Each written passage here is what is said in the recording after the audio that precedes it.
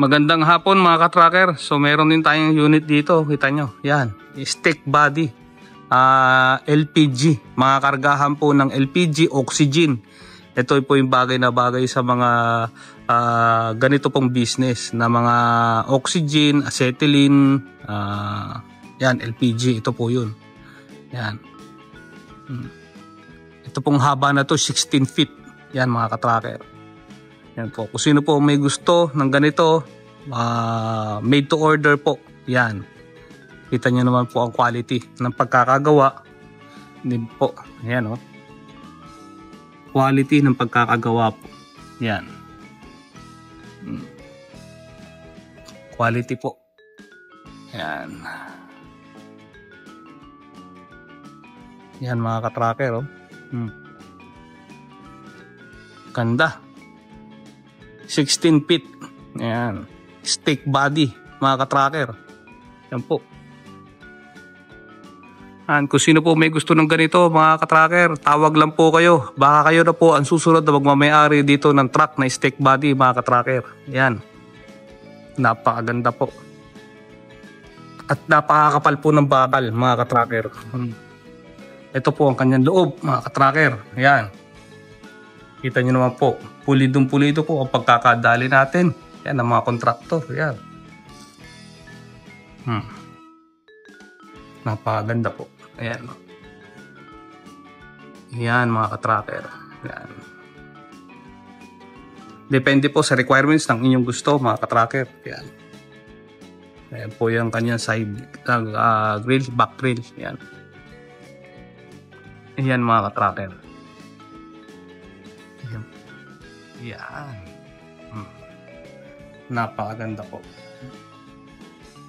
Pulidong-pulido po. Ayan. Kita nyo naman po.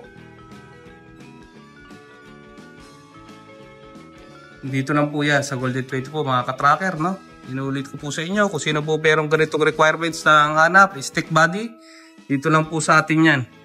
Kaya ano pong hinihintay nyo, tawag po kayo para makapagpagawa po kayo ng ganito kaganda na stick body.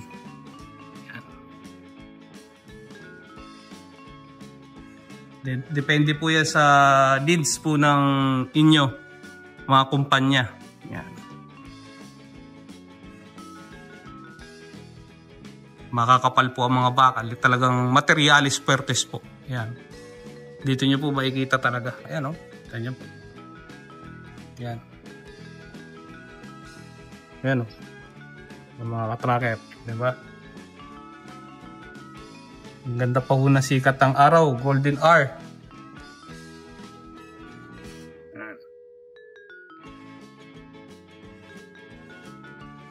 Ayan po.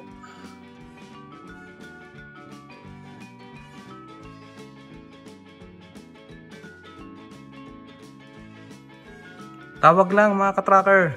Yan po. Golden 20 lang po. Baka kayo na po ang susunod na may-ari ng truck dito sa Golden 20. Mga tracker, ito 4HL1 Hawkeye model. 4HL1 lang to mga ka-tracker. Ang haba nito 30 feet. Yan. Pangkarga to ng mga motorsiklo. Yan, motorcycle. Yan, 30 feet ang haba niya mga ka-tracker. Tapos nilagyan natin siya ng lifter. Yan, nilagyan natin siya ng power lifter para hindi sasarado sa kanya. Yan ang haba niya mga ka-tracker. 30 feet. Yan o. Nalagay natin ito ng moto. Yan. Nakahalera lahat dito yung mga motor patayo. 30 feet to mga ka-tracker. Yan o. 30 feet. 4HL1 lang to mga ka-tracker. ELP. Ayan. 30 feet. Ayan ang power tailgate. Power lifter.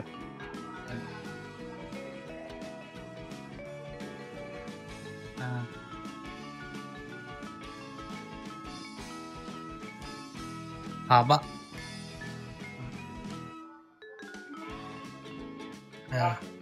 4HL1 ang makina. Ayan. 6 stud. Ayan.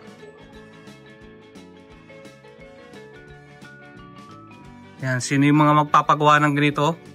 Pwede po. Pwede po mga ka-tracker.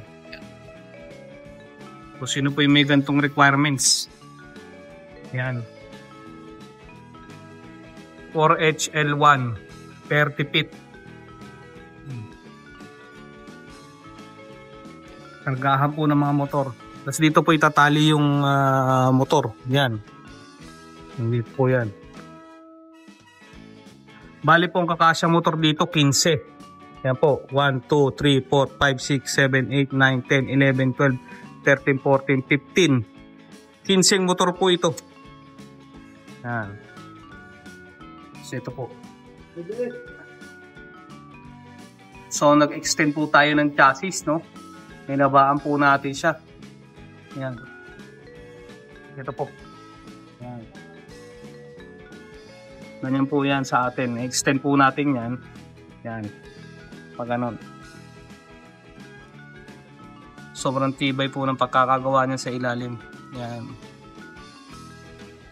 Ito po. Yan. Binalik po natin yung kanilang mga I-beam. Tapos, nag-fabricate po tayo ng panibagong propeller. Mahaba po. Yan. Hanabaan po natin propeller. Din yung pipe niya. Yung tambucho. Exhaust pipe. Yan. Ito po yan. Tapos dito rin po,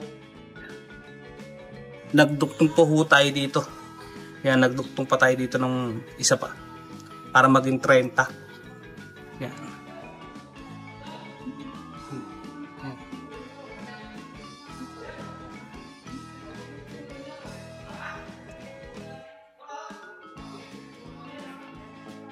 Yan mga ka-tracker. Kung sino po yung gusto ng ganito, pwede po kayo. Yan. 4HL1 30 feet. Sakay ng motor mga ka-tracker.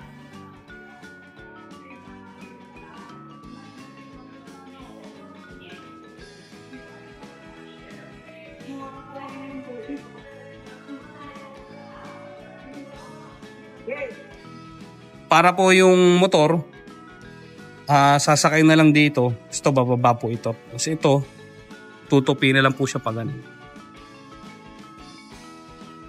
Yun na po mga ka-tracker. Tawag lang po kayo sa may mga requirements na ganito. Yung mga gagawin po ng ganito, 30 feet po. Ito po yung materials fuertes. Kumbaga mga ginamit po natin dito materials, yung talagang matitibay. Yan po. Talagang makakapal na bakal.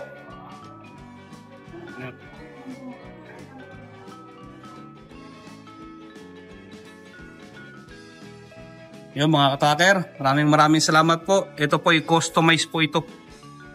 Customize unit. 4HL1. 30 feet ang haba. Dati po itong 16. Dinagdagan po natin. Yan, para maging 30.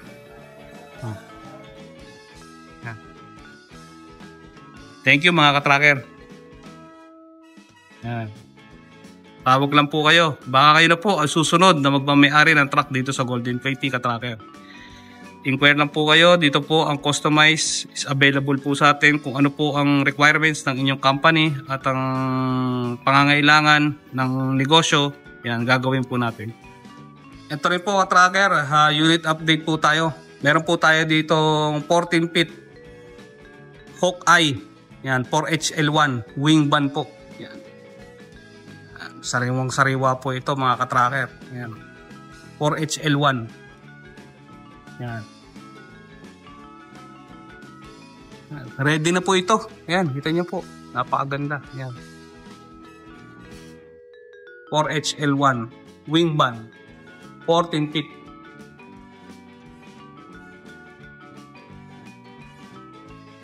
Yan mga ka-tracker. Sino po may gusto ng ganito? 4HL1. Yan. Welye ang unahan. 6 stud. Yan. Pangmalakasan po ito. Yan. Kita nyo po. Ayan. 4HL1.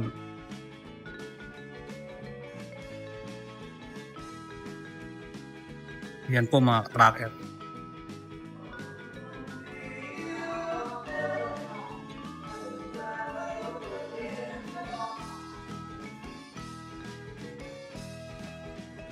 Makapal po ang mga gulong. Yan, tignan mo.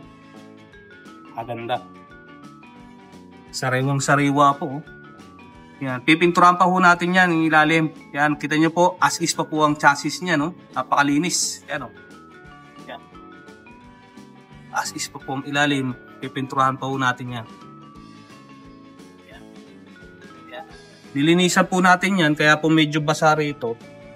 Kinuskus po talaga natin yan, yung chassis. So, ayan po, kita nyo, basa-basa pa ang welye. Basa-basa pa, pinower spray natin. Yan. Kita nyo po ito, yan. Kiniskis po talaga natin, no? Yan, kita nyo po, sobrang yan. Kiniskis po talaga natin yan. Yan. Para po pipinturahan na yung gulong. Yung rim. Yan, no? Sariwang sariwa po. So, tapos na po tayo dito sa body. Doon na po tayo sa pang-ilalim. Yun lang po mga ka-tracker. So, kung sino po may gusto na wing van 4HL1, 14 feet. Ito po, available po ito. Yan. Yan po ang sidings, oh. Pakinis. Napakaganda.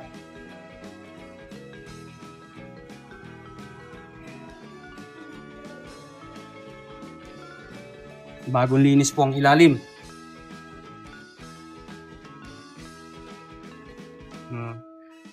Baklas po tayo. Ganito tayo pag mag-recon. Tanggal po lahat yan. Upholstery. Ngayon, lilinisin po natin talaga siya lahat. Yan.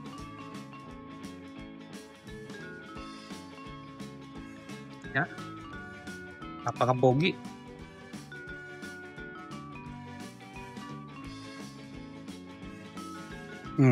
Yan mga ka-tracker. Wing van 4HL1 14 feet. Yan. Ready to go na po ito. Kung sino po magkakagusto, pwede na po ito labas. Yan. Thank you po mga ka-tracker. Baka kayo na po susunod ng magmamayari dito sa Golden 20. Baka ikaw na magsusunod ng magmamayari ng truck na ito. Baka ikaw na lang po ang iniintay, ka-tracker. Kaya ano pa iniintay mo, tawag na. Yan, dito po.